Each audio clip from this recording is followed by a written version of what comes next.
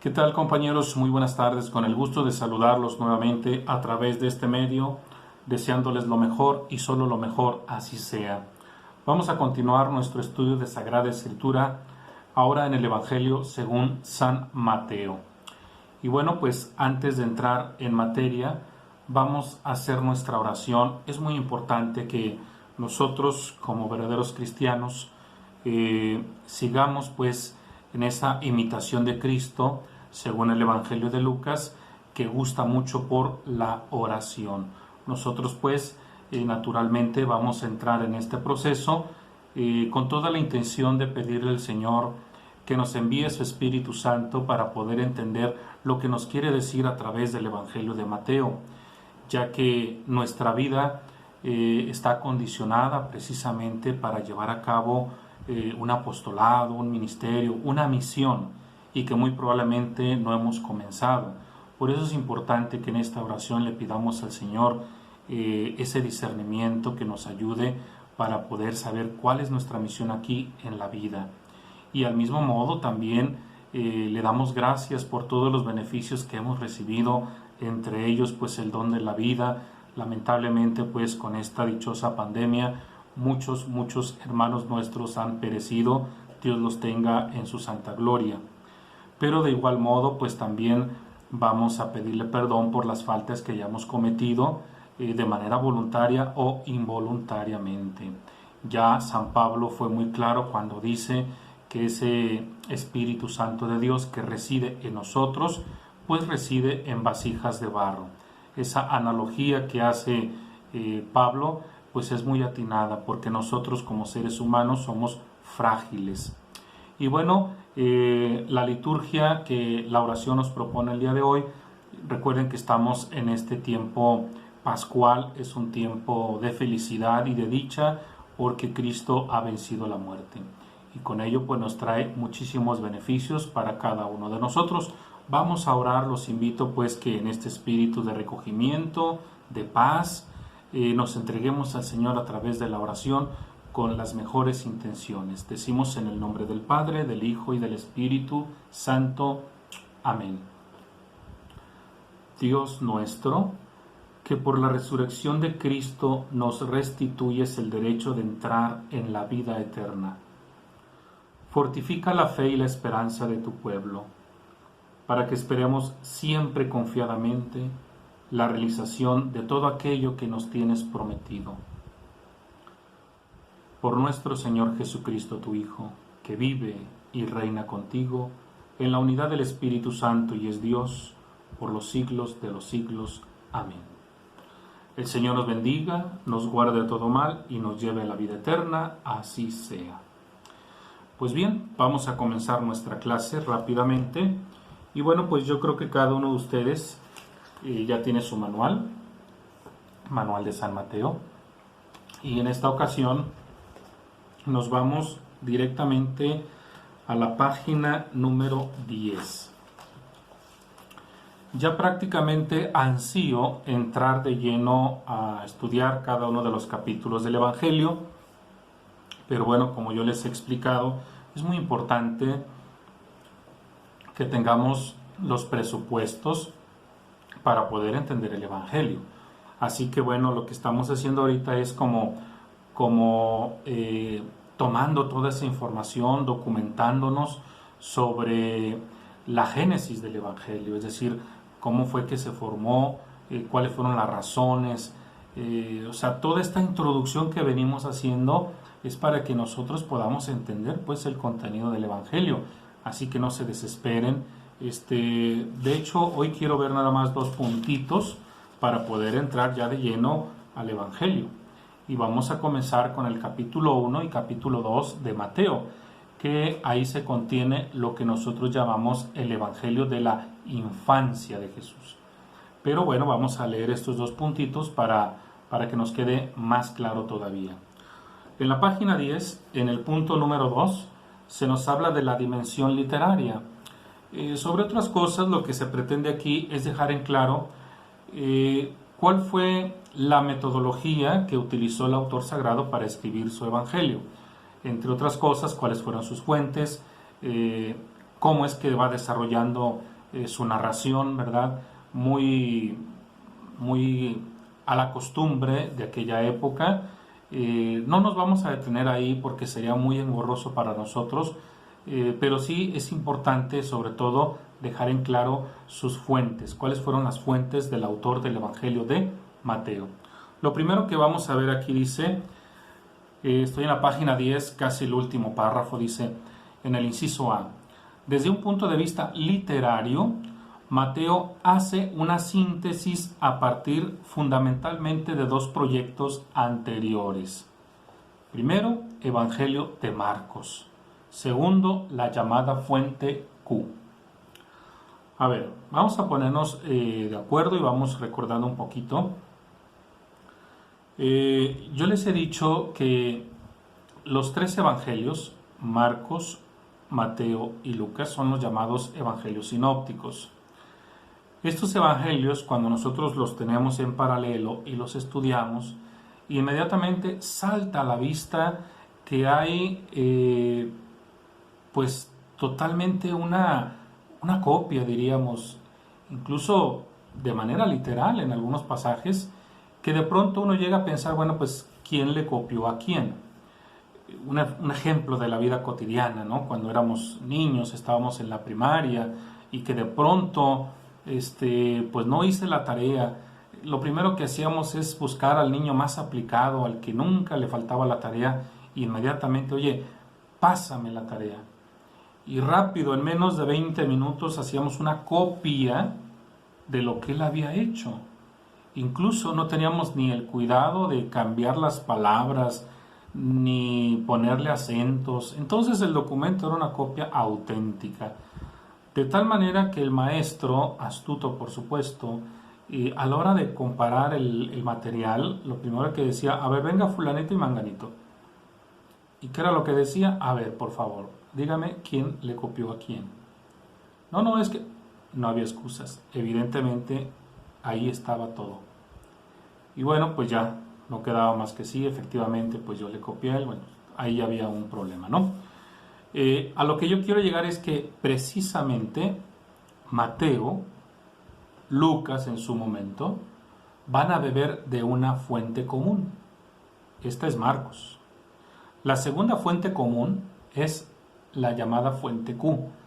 Yo te invito, yo ya les he explicado un poco sobre esta fuente llamada Q, pero yo te invito que en el internet, ¿sí?, tú le pongas por ahí al buscador qué es la fuente Q en los evangelios y veas por ahí lo que trata, ¿no?, lo que quiere decir. Te vas a encontrar con algunas páginas tal vez protestantes, pero no hay problema porque ahí no se está hablando de doctrina.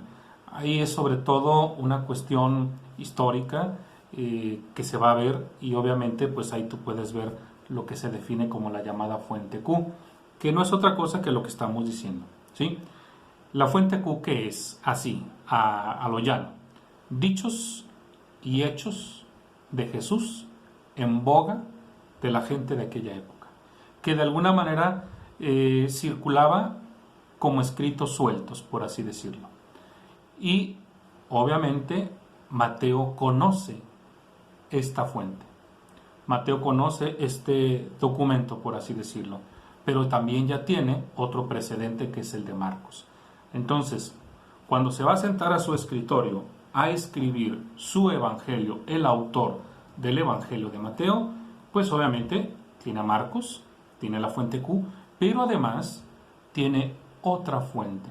¿Cuál es esa? Su propia fuente, sus propias investigaciones.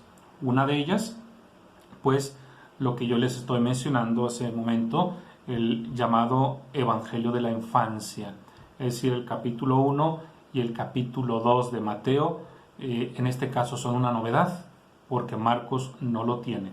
Entonces parece ser que esa es una fuente propia, particular de Mateo. Bueno, así lo dejamos. Por eso es muy importante lo que dice aquí la página 10 en este párrafo. Dice, Mateo hace una síntesis a partir fundamentalmente de dos proyectos anteriores, el Evangelio de Marcos y la fuente Q. asume a Marcos como marco de referencia y resulta, por tanto, una obra esencialmente narrativa, pero en la que incluye la materia discursiva de Q. Mateo altera el orden de sus fuentes para hacer composiciones de carácter temático, a diferencia de Lucas, que respeta el orden de Marcos, aunque naturalmente lo interrumpe en ocasiones para introducir el material de Q y el propio. Aquí voy a explicar otro detalle así de manera muy simple para que lo comprendamos. Cuando se va a escribir el Evangelio, cuando se va a poner por escrito, sea Marcos, sea Lucas, sea Mateo, sea Juan, incluso las cartas paulinas y las cartas católicas, incluso el Apocalipsis, no se pierde de vista los destinatarios. ¿Quiénes son a los que me voy a dirigir? Así que va a ser una condicionante a la hora de escribir el Evangelio, la comunidad, ¿sí? La comunidad que tienen enfrente, los destinatarios, y la situación por la que están atravesando. Eso va a influir mucho, pero mucho, a la hora de escribir su documento. Por eso, aunque Mateo tiene a Marcos y tiene la fuente Q y tiene su propia fuente, o sea, estamos hablando de 3 fuentes ahí, no precisa que va a seguir la misma línea de Marcos. Entonces, ¿qué va a hacer? La va a alterar. ¿Y por qué la va a alterar? Bueno, porque la realidad por la que está atravesando la comunidad a la que se dirige Mateo es una comunidad muy distinta a la que se dirige Marcos. Espero que no se confundan. Si bien es cierto, les decía en una clase anterior que todos los pueblos de aquella época estaban inmersos en una cultura, esta cultura llamada greco-romana, no precisa que todas estas ciudades, que todas estas comunidades estuvieran atravesando por la misma situación. No. Así que la mayoría de los especialistas sugieren que el Evangelio de Marcos, que ya estudiamos, se escribió teniendo como destinatarios aquellos que residen en Roma.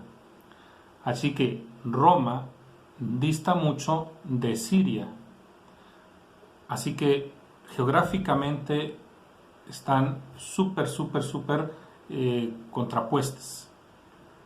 Así que Mateo, aunque tiene a Marcos, aunque tiene ya el Evangelio de Marcos, ¿sí?, sobre la mesa, no va a seguir el mismo esquema, no va a seguir el mismo orden. ¿Por qué? Porque su comunidad está atravesando por una situación muy distinta. Espero que esto quede claro.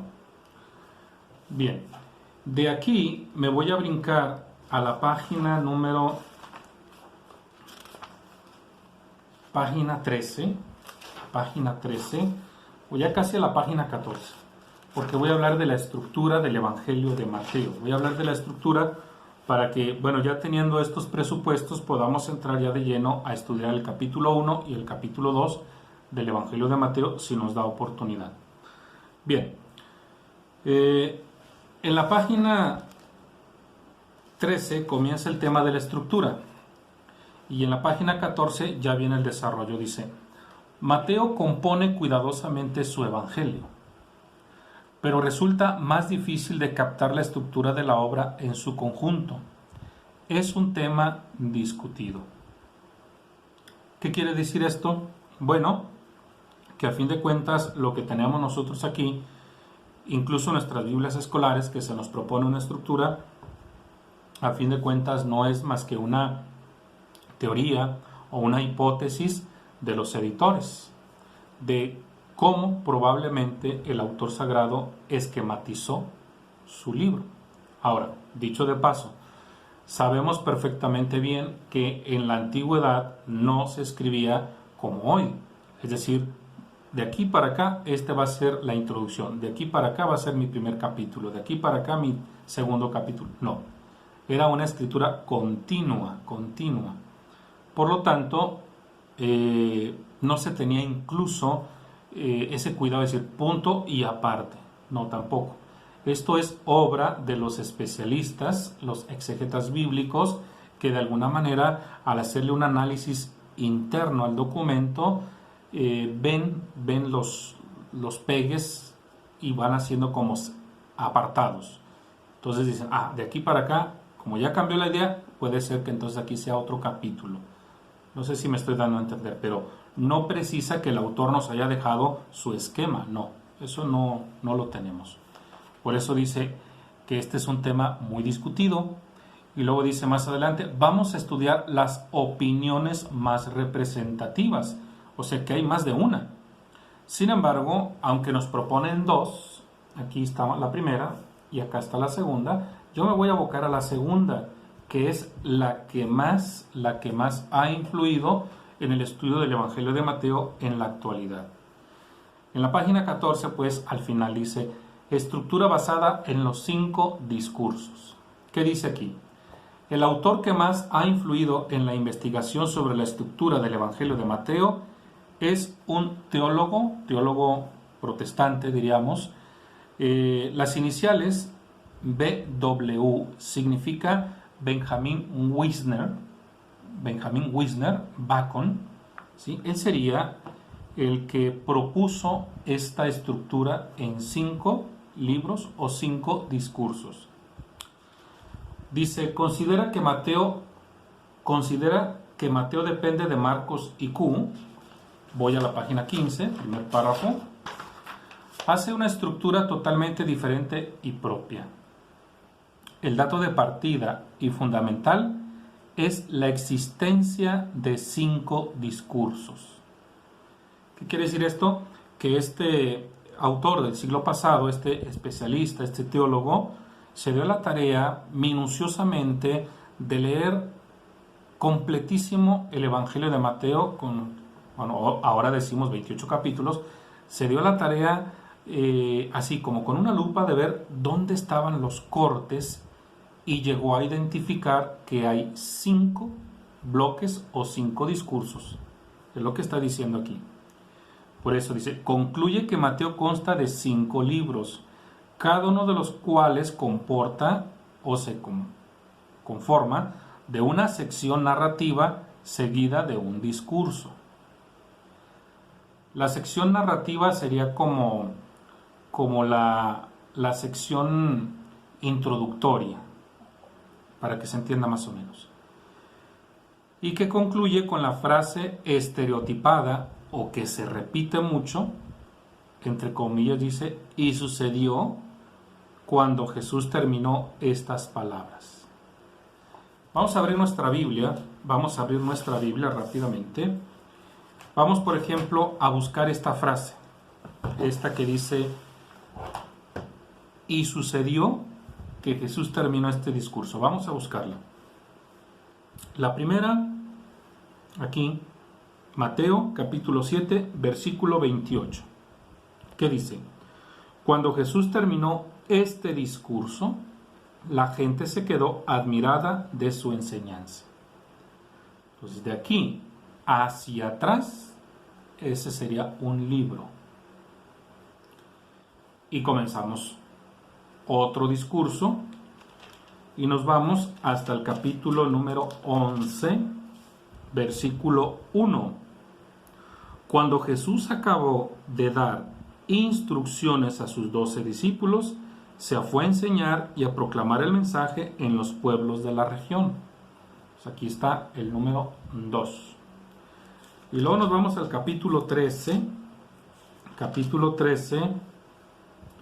versículo 53. Cuando Jesús acabó de contar estas parábolas, partió de allí. Ese sería el número 3. Y luego vamos al capítulo 19. Capítulo 19, versículo 1. Cuando Jesús terminó este discurso, salió de Galilea y se dirigió a la región de Judea, a la otra orilla del Jordán. Ahí está el número 4. Y vamos por último al capítulo 26. Capítulo número 26. versículo 1. Cuando terminó Jesús todos estos discursos, dijo a sus discípulos. Hasta aquí. Por lo tanto, esto es lo que nos propone este teólogo, de que el Evangelio de Mateo está dividido en 5 discursos, en 5 libros o en 5 bloques, como queramos llamarle, y que estos están precedidos por una sección narrativa. Pues bien, vamos entonces a ver qué nos dice más la página 15. Estoy en la página 15 con relación a esto que estamos estudiando. Ahora bien, dice pues nuestro manual en el siguiente punto. Dice que a este cuerpo el evangelista añadió un preámbulo y un epílogo. ¿Qué quiere decir esto? Bueno, que el capítulo 1 y el capítulo 2 de Mateo, ese sería el preámbulo, y el capítulo 26 y el capítulo 28 sería el epílogo. Y entre esos prácticamente están los 5 discursos o 5 libros de Mateo. Dice el segundo párrafo de la página 15, dice: Mateo imita la estructura del Pentateuco. Acuérdense que esta tiene 5 libros, en el que según Bacon, según este especialista, cada uno de los 5 libros contiene una parte narrativa que describe las obras poderosas de Dios, seguida de un discurso de tipo legal. Y bueno, ya ahora aquí tenemos ya la estructura, ¿sí? La estructura de Mateo según Bacon es la siguiente: el preámbulo, capítulo 1 y capítulo 2 de Mateo, que para nosotros son lo que es el Evangelio de la infancia de Jesús. Libro primero, el discipulado. Inciso A, la introducción narrativa, capítulo 3 y 4, y el discurso, capítulo 5 y capítulo 7. Y así sucesivamente hasta llegar al epílogo, capítulo 26 y capítulo 28. Este sería el orden que nosotros vamos a seguir para estudiar el Evangelio de Mateo. Por último dice, este siguiente párrafo dice: esta estructura ha sido muy aceptada. Desde el punto de vista metodológico, se parte de la percepción de la diferencia con Marcos y de un dato claro: la existencia indudable de los discursos. Teológicamente, se subraya el elemento doctrinal del Evangelio. Jesús es presentado como maestro y se pone en primer plano la eclesiología. Diversos autores, aceptándola fundamentalmente, han introducido algunas variantes. Es decir, que este sería el principio, y algunos otros autores de algunas otras ediciones bíblicas tal vez de aquí hacen algunas variantes. Pero bueno, básicamente esta es una idea muy generalizada de cómo está dividido el Evangelio de San Mateo. Bueno, pues dicho esto, ahora sí vamos a entrar a lo que es el Evangelio de San Mateo. Vamos entonces a nuestro capítulo número 1, capítulo 1 del Evangelio de Mateo, y vamos a comenzar a leer pues estos 2 capítulos prácticamente, que son los que nos hablan de la infancia de Jesús. Esta sección que vamos a leer pues prácticamente sería Mateo capítulo 1, versículo 1 hasta el capítulo 4, versículo 16. ¿Cuál sería el tema central de estos primeros 4 capítulos? Pues Jesús, Mesías según las Escrituras. Yo tengo la versión de América. Yo les he explicado que tengo esta Biblia, la edición de la Biblia de América. Entonces, posiblemente con la Biblia que tú tengas va a haber alguna diferencia estructural.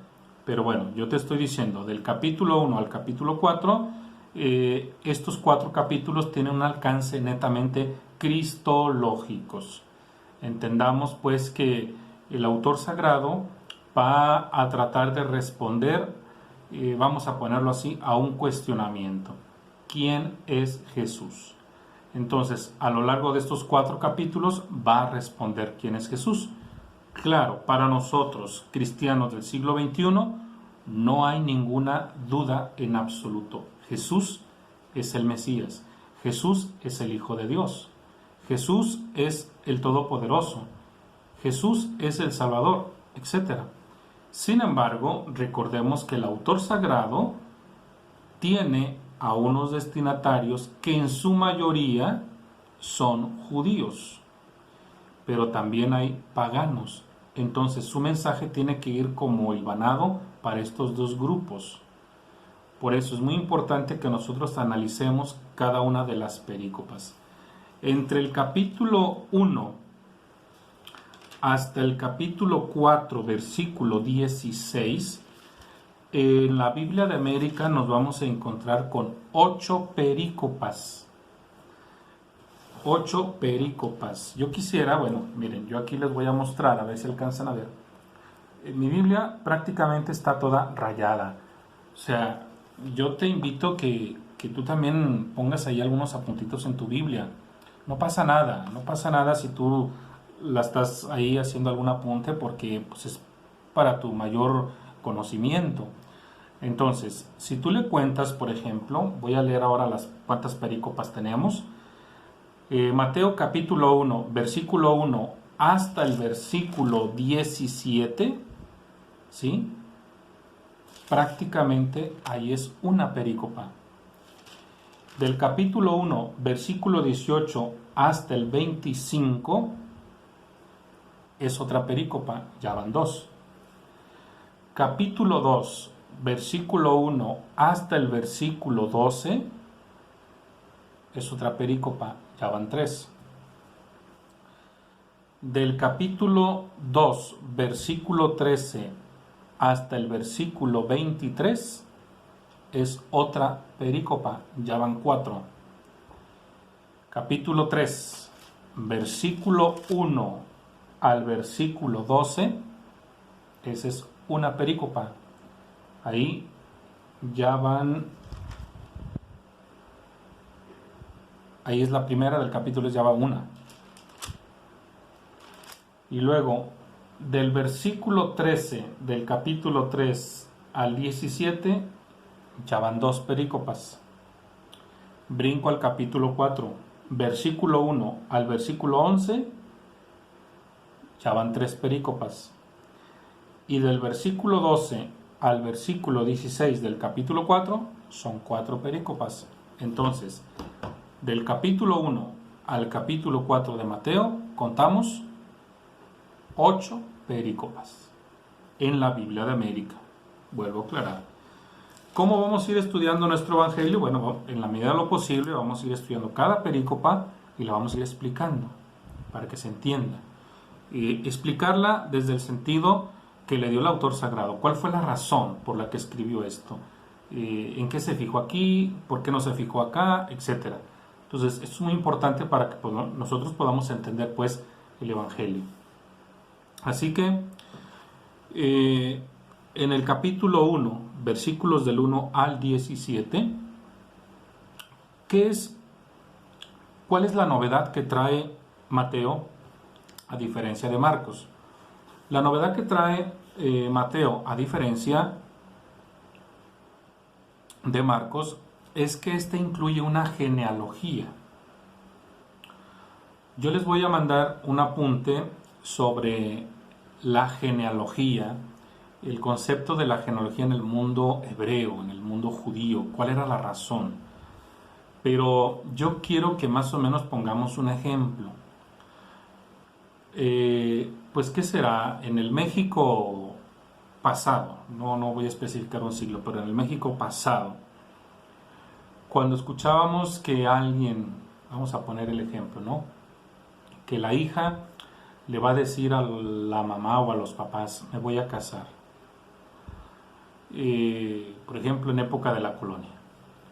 Pues lo primero que decía la mamá era, ¿con quién? No, pues con fulanito de tal. Si este personaje provenía de grandes familias aristócratas, entonces el matrimonio seguía adelante. Pero si esta joven se había enamorado de un campesino, no la dejaban casar. Independientemente del contraste social que se vive en aquella época, era sobre todo la genealogía, o sea, de dónde proviene, o sea, los apellidos, o sea, eso era importante, eso le daba estatus social a la persona. Bueno, eso fue una práctica en México, pues, de la colonia, si no me equivoco. Pero en la cultura judía, que es la que nos interesa, la cultura hebrea, ¿qué importancia tenía la genealogía? Claro que la tenía, por supuesto que sí. Por eso Mateo no descuida esto, porque él tiene frente a unos destinatarios que provienen precisamente del judaísmo. Pero en esta genealogía, nosotros tenemos un dicho, nuestro refranero popular, que dice: voy a matar 2 pájaros de un tiro. Ya en la misma genealogía, el autor del Evangelio de Mateo, fíjate que de manera muy magistral, no pierde de vista que hay judíos y hay paganos. Y en la misma genealogía lo va a explicar. Vamos a leerla. Dice, capítulo 1, versículo 1, genealogía de Jesús, Mesías, hijo de David, hijo de Abraham. Abraham engendró a Isaac, Isaac engendró a Jacob, Jacob engendró a Judá y a sus hermanos. Judá engendró de Tamar a Fares y a Zara. Fares engendró a Esrón, Esrón engendró a Aram, Aram engendró a Aminadab, Aminadab engendró a Nasón, Nasón engendró a Salmón, Salmón engendró de Rahab a Boz, Boz engendró de Ruth a Obed, Obed engendró a Jesé, Jesé engendró al rey David, David de la mujer de Urías engendró a Salomón, Salomón engendró a Roboam, Roboam engendró a Abdías, Abdías engendró a Asa, Asa engendró a Josafat, Josafat engendró a Jorán, Jorán engendró a Osías, Osías engendró a Joatán, Joatán engendró a Acaz, Acaz engendró a Ezequías, Ezequías engendró a Manasés, Manasés engendró a Amón, Amón engendró a Josías, Josías engendró a Jeconías y a sus hermanos. Cuando la deportación de Babilonia, después de la deportación de Babilonia, Jeconías engendró a Salatiel, Salatiel engendró a Zorobabel, Zorobabel engendró a Abiud, Abiud engendró a Eliakim, Eliakim engendró a Azor, Azor engendró a Sadoc, Sadoc engendró a Agín, Agín engendró a Eliud, Eliud engendró a Eleazar, Eleazar engendró a Matán, Matán engendró a Jacob, y Jacob engendró a José, el esposo de María, de la cual nació Jesús llamado Mesías. Así pues, son 14 las generaciones, desde Abraham hasta David. 14 desde David hasta la deportación de Babilonia y 14 de la deportación de Babilonia hasta el Mesías. Palabra del Señor. Pues bien, aquí nos acabamos de encontrar con una serie de personajes, por supuesto, del Antiguo Testamento y con unos nombres casi impronunciables. Pero la pregunta es, ¿cuál fue la razón por la que el autor sagrado se tomó esta molestia de introducir esta genealogía? Bueno, independientemente de que era una costumbre en el pueblo judío las genealogías, aquí nos damos cuenta de algo muy importante. Vuelvo a que te des la libertad de rayar tu Biblia. En el versículo 6, esa es una generación. Hasta el versículo 11, segunda generación. Hasta el versículo 16, la tercera generación. Y dice que estas tres están compuestas por 14 generaciones. 14 generaciones por 3. Entonces habría que multiplicar el 14 por 3 y nos da un total de 42. Los números en la Biblia, yo te invitaría que investigues, que te documentes el significado de los números en la Biblia, porque el autor sagrado los está manejando. Puedes incluso también documentarte el nombre hebreo de David, cuántas letras tiene, y cada letra hebrea tiene un valor numérico. Investígalo para que veas que no es una coincidencia lo que pretende el autor sagrado. Aquí hay algo que está demostrando. Sin embargo, el número 4 y el número 2, el 4 representa la totalidad, el cosmos, el mundo, la humanidad. El 2 representa el hombre. Entonces, el 42, porque estamos hablando de 3 generaciones de 14 multiplicado nos da 42. El 42 no es una coincidencia. ¿Qué está diciendo aquí? Que Jesús viene como Salvador del mundo, como Salvador de todos. Que Jesús no viene exclusivamente para el pueblo judío, que Jesús viene para todos. Esto es algo que Pablo lo entendió a la primera, a la perfección. Por eso Pablo es el primero que empieza a darle apertura a los paganos, a los gentiles. Entonces, esto es muy importante que lo comprendamos. O sea, no es una casualidad los números en la Biblia. Otro detalle más, nosotros nos encontramos aquí con 4 mujeres, más una que es María, pero son 4 mujeres que de alguna manera, viéndolo desde un sentido moral, no son de muy buena reputación, diríamos. Pero no es por ahí por donde va el autor sagrado, sino dejarnos ver que Dios no es exclusivo de, como ya lo explicamos en el número 42, pero además que los caminos de Dios o la lógica de Dios no es como la lógica humana, que incluso Dios se puede valer de personas de mala reputación para llevar adelante su misión, de llevar adelante su proyecto. Y en este caso estamos hablando de un proyecto salvífico, ¿sí? Porque estas mujeres, vamos a poner el ejemplo de Betsabé.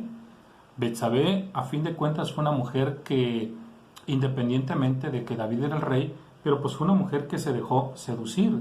Diríamos, fue una mujer que cayó en la debilidad. Pues bien, con esto el autor sagrado del Evangelio de Mateo nos quiere dejar en claro que incluso Dios se puede valer de ese tipo de personas para hacer ver su voluntad. Y es por eso que están incluidas.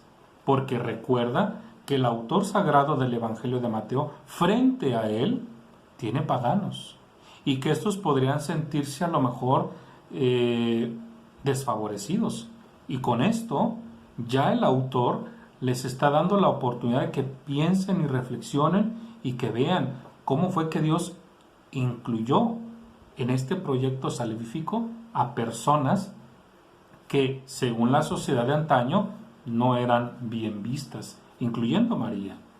Por supuesto que María no se escapó de algún injurio por ahí, ¿verdad?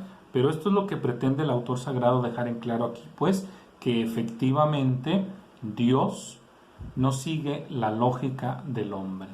Dios tiene un proyecto y este proyecto se va a realizar. Y si para ello necesita de gente no santa 100%, lo va a hacer. Pero esto es con la intención, pues, de que sus destinatarios se sientan integrados, no rechazados, integrados. Es por eso, pues, que el Papa Francisco en estos últimos días nos ha hablado, pues, de una iglesia sobre todo incluyente, no excluyente. Bueno, espero que hayas entendido esta primera perícopa del capítulo 1. Vamos más adelante a continuar con la segunda, que iría del capítulo 1, versículo 18, al versículo 25. Esto lo veremos en la siguiente sesión para que estén por ahí al pendiente. Cada una de las perícopas, en la medida de lo posible, lo vamos a ir estudiando. Por lo menos las de los primeros 4 capítulos, que son muy importantes para que nosotros lo podamos entender. ¿De acuerdo? Y bueno, sobre todo estos 4 capítulos de los que yo estoy hablando pretenden ser una sección sobre todo narrativa previa a entrar a la misión de Jesús. Entonces, pues bueno, vamos a dejarle hasta aquí. No quiero tampoco saturarlos de tanta información, pero sí les dejo de tarea: vuelvan a investigar qué es la fuente Q, investiguen qué son los números dentro de la Sagrada Escritura, y por ahí estábamos hablando de otra tareita que se me está pasando. Bueno, por lo pronto eso, para que tengan esos datos visibles. Ya recordé. Investiguen, por favor, el alfabeto hebreo y el valor numérico de cada letra, y identifiquen las 3 consonantes de David y sumen cada una del valor de las letras para ver qué resultado tenemos. Muchísimas gracias, cuídense mucho, estaremos pendientes de la siguiente edición. Gracias por su atención.